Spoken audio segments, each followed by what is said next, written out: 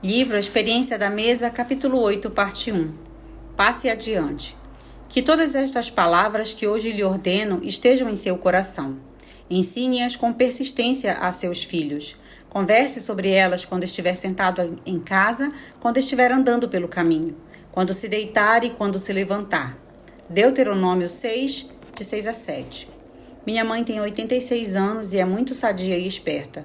Ela pratica 1 hora de bicicleta ergométrica por dia e consegue fazer mais abdominais do que eu. É uma mulher cheia de vida e de história.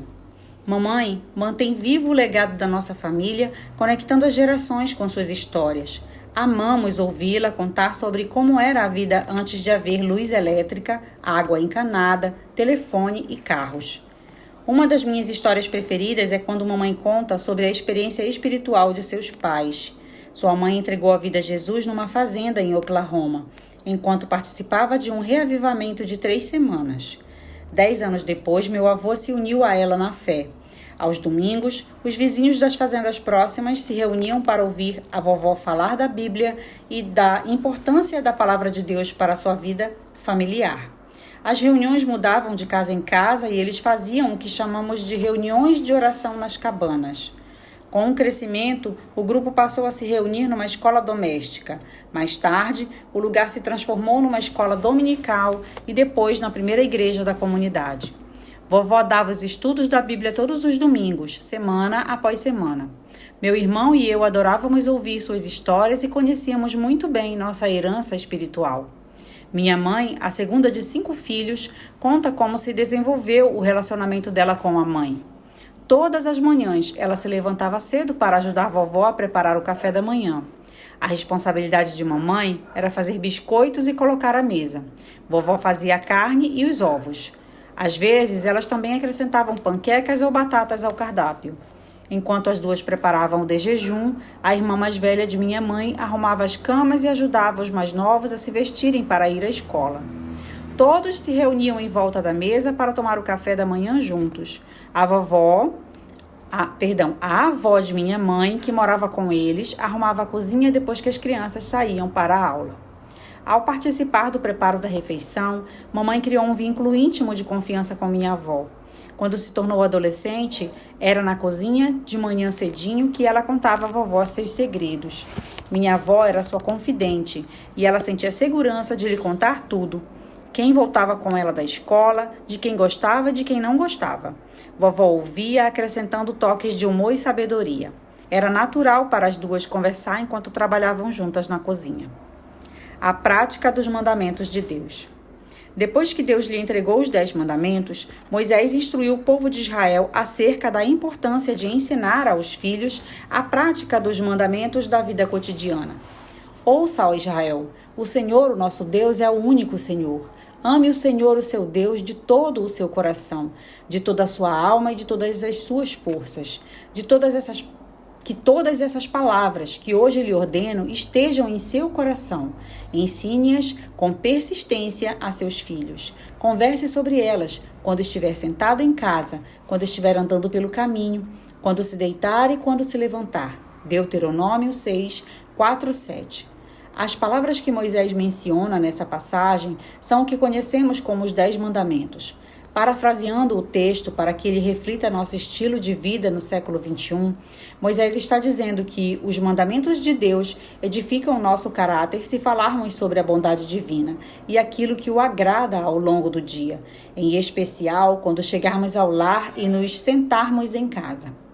Qual é o lugar da casa em que a família se senta e conversa face a face? A mesa. Os 10 mandamentos são os valores de Deus para orientar nossa vida. Eles nos dizem o que fazer e o que não fazer. Se você parar e pensar, verá que os 10 mandamentos lidam com 3 categorias muito práticas de relacionamentos. Seu relacionamento com Deus, consigo mesma e com os outros. O primeiro, o segundo e o terceiro mandamentos falam do nosso relacionamento com Deus.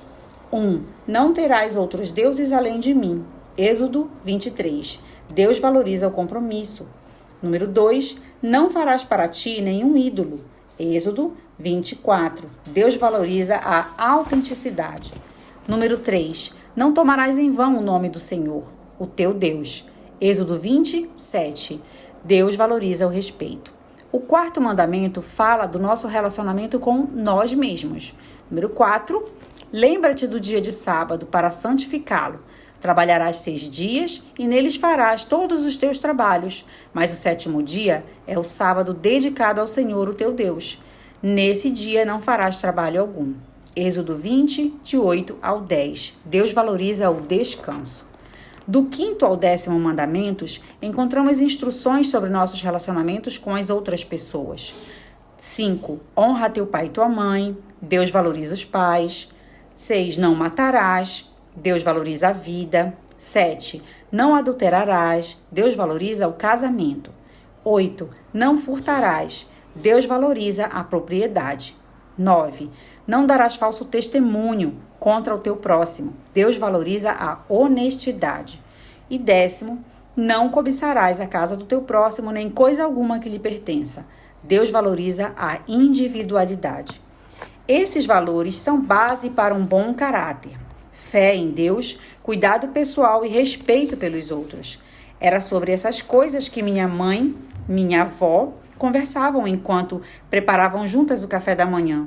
Era sobre isso que mamãe e eu conversávamos enquanto eu a ajudava a preparar as refeições da família. E é sobre isso que Larry e eu falávamos com nossa filha e nosso filho. São os mesmos princípios que agora são transmitidos para os filhos deles. Era à mesa, a maioria das nossas conversas significativas acontecia. A transmissão de valores e princípios, convicções e caráter não acontece quando apenas algumas refeições especiais são feitas com a família reunida durante o ano. Diálogos significativos que fortalecem o caráter devem acontecer regularmente durante uma vida de refeições compartilhadas. O diálogo faz a diferença. Não faz muito tempo, Alex Spingel, da emissora National Public Radio, analisou o que as pesquisas da última década têm a dizer sobre o jantar e seus desdobramentos para a família.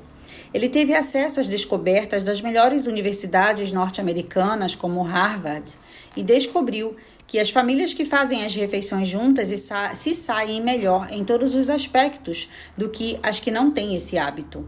Os filhos têm melhor desempenho na escola e há menos probabilidade de se envolverem em hábitos prejudiciais, como fumar e beber, e de experimentarem drogas e sexo. Ele perguntou ao Dr. David Dickinson, professor de educação na Universidade de Vanderbilt, e o jantar em si, que oferece algum tipo de proteção mágica ou existe algo mais em ação? O professor fez um estudo sobre o jantar. Alguns anos atrás, ele e outros pesquisadores queriam descobrir por que algumas crianças aprendiam a ler rápido enquanto outras ficavam para trás. Com esse propósito, decidiram analisar a rotina das famílias. Os pesquisadores gravaram refeições, mas também analisaram outras coisas como a frequência que os pais liam para os filhos e brincavam com eles. Segundo Dickinson, o grupo iniciou a pesquisa com algumas expectativas muito firmes. Eles esperavam que a leitura a uma criança desde cedo exerceria o maior impacto sobre a alfabetização. No entanto, declarou, o que descobrimos foi que nossos dados sobre a qualidade dos diálogos durante as refeições eram um indicador muito mais forte do desenvolvimento posterior da linguagem e do letramento da criança. Talvez você pense que a conclusão dessa pesquisa para aumentar o letramento no início da infância seria que as famílias devessem jantar juntas e ler para as crianças desde que são novas. Mas Dickinson revela que uma análise mais profunda do estudo sugere uma conclusão um pouco diferente. A verdade é que o conteúdo dos diálogos durante o jantar é importante.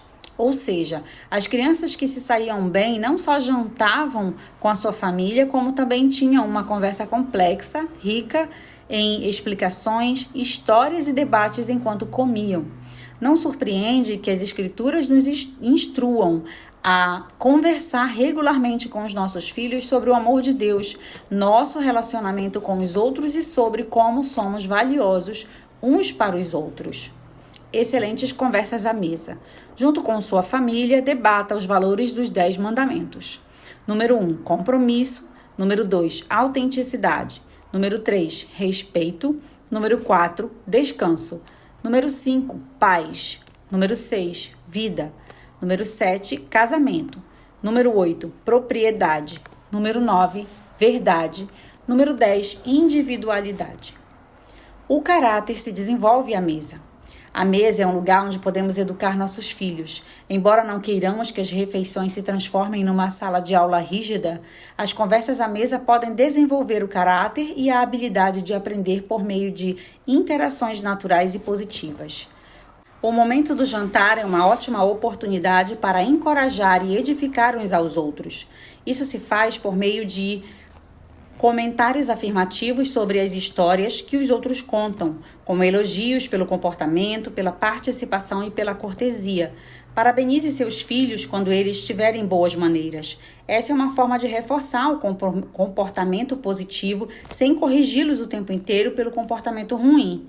Quando você diz, gostei de como você está sentado com ótima postura, pode levar outra criança que está curvada a se endireitar.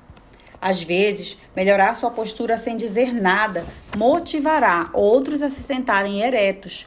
Todos se sentem melhor acerca de si mesmos num ambiente positivo. As boas maneiras nada mais são do que regras de gentileza e consideração pelos outros. Falar com a boca cheia não é cortês com aqueles que precisam olhar para você. Mastigar de boca fechada ajuda a impedir que a pessoa se engasgue. Quando entendemos o motivo por trás de uma instrução, fica mais fácil colocar em prática o comportamento adequado. Quando o alimento é passado de um para o outro na mesa, os membros da família aprendem a dividir. Pegam apenas o suficiente para si, deixando para os outros. Revezar-se para falar e não interromper são atitudes que demonstram respeito pelas pessoas. Permanecer à mesa até todos terminarem e serem dispensados reforça a paciência e o respeito. Esses são apenas alguns exemplos de como o caráter é desenvolvido durante a experiência da refeição. O Salmo 128 menciona algumas das muitas bênçãos que recebem aqueles que temem o Senhor e andam em seus caminhos. No versículo 3, o salmista diz, seus filhos serão como brotos de oliveira ao redor de sua mesa. Por que Davi disse que nossos filhos seriam como brotos de oliveira ao redor da nossa mesa? Penso que é porque as oliveiras podem permanecer fortes por séculos. Nenhuma tempestade da vida é capaz de derrubar uma oliveira madura, uma vez que suas raízes são muito profundas. Ao visitar o jardim do Getsêmani em Israel, muitos anos atrás, vi oliveiras que estão ali há centenas de anos. O mesmo ocorre com quem tem um caráter sólido. Não existe tempestade na vida que os filhos que cresceram em volta da mesa, com o pão da presença e com conversas positivas, cheias de graça, não conseguem suportar. Quando se tornam adultos, por mais que tenham experiências difíceis, elas não os derrubarão, pois eles têm raízes profundas e um caráter pronto para perseverar. Em Mateus 13, de 1 ao 23, Jesus conta uma história para demonstrar a importância do nosso caráter. Nela há um semeador, algumas sementes e vários tipos de solo. O semeador é Jesus, a semente, seus princípios, e o solo, o coração das pessoas. Ele diz que, quando a semente, os princípios que ele ensina, é lançada no solo rochoso, ela não se aprofunda, pois o solo é superficial. Embora essa pessoa fique empolgada com as novas verdades da palavra, quando depara com uma tempestade da vida, os princípios que conheceu se secam e ela volta para os hábitos antigos. Jesus explica que esse indivíduo desmorona porque não tem raiz em si mesmo, no verso 21. Em outras palavras, trata-se de alguém sem profundidade de caráter. Por isso é tão essencial construir um bom caráter em nossa vida e na de nossa família. Dessa maneira, quando ouvirmos a palavra de Deus, seremos capazes de captá-la, compreendê-la e os princípios divinos crescerão na profundidade do nosso caráter, moldando o nosso coração. Não seremos derrubados por provações ou tentações, porque nossas raízes são profundas, com caráter sólido. Até o próximo capítulo.